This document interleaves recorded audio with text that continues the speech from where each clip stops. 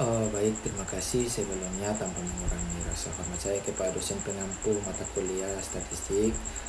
Sebelumnya, Assalamualaikum warahmatullahi wabarakatuh. Perkenalkan, saya Muhammad Syarul Samaun dengan NPM 020324111050, mahasiswa program studi Ekonomi Pembangunan semester 3.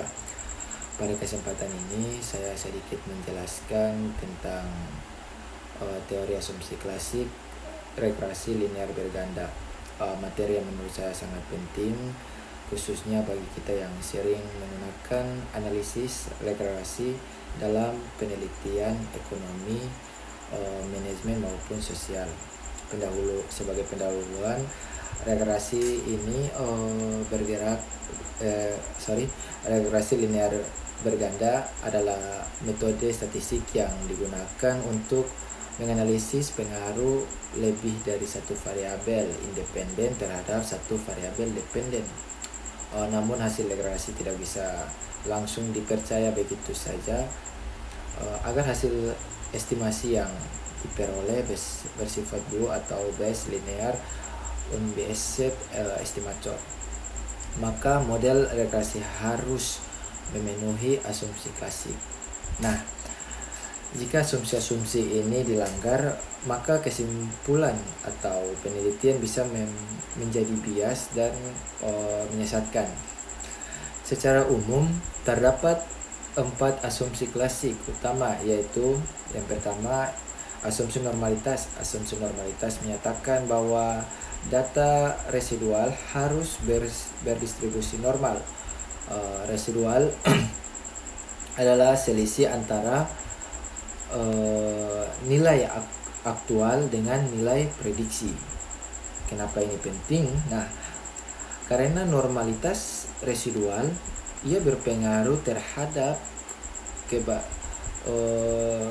kebasahan uji statistik seperti uji T dan uji F itu sendiri.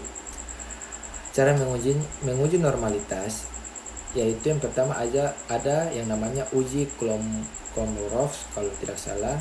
Yang kedua adalah uji Shapiro atau Will, dan yang terakhir grafik histogram atau normal probability plot.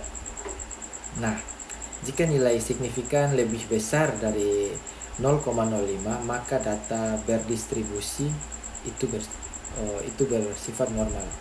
Nah, yang kedua yang akan saya bahas yaitu yang namanya asumsi multikolinearitas. Nah, asumsi ini menyatakan bahwa tidak boleh ada hubungan yang kuat antara variabel independen.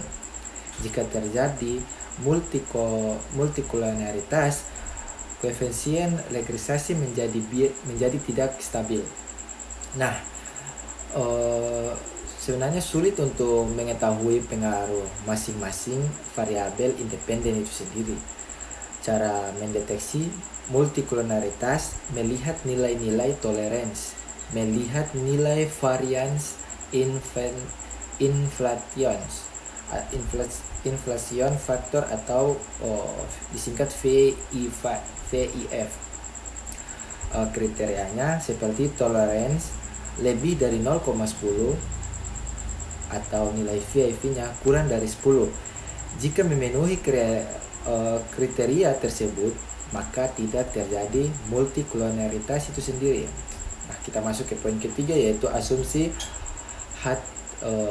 namanya itu kalau tidak salah asumsi kedesialitas. Nah, itu asumsi ini berkaitan dengan varian residual yang tidak konstan. Dalam model yang baik, residual harus memiliki varian yang sama atau disebut homoskedastisitas.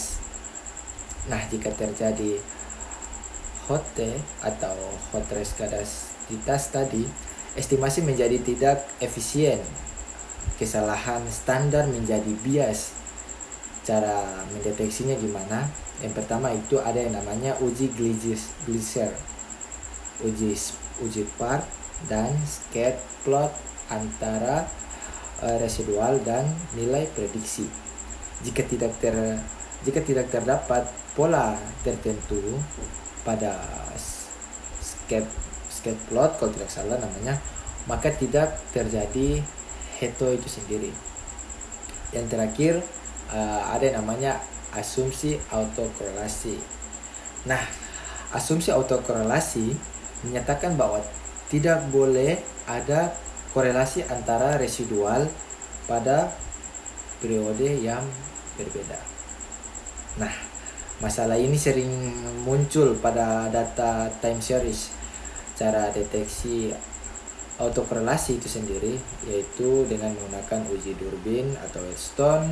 Nilai Durbin atau Wheatstone mendekati 2 dan menunjukkan bahwa tidak terjadi autokorelasi itu sendiri.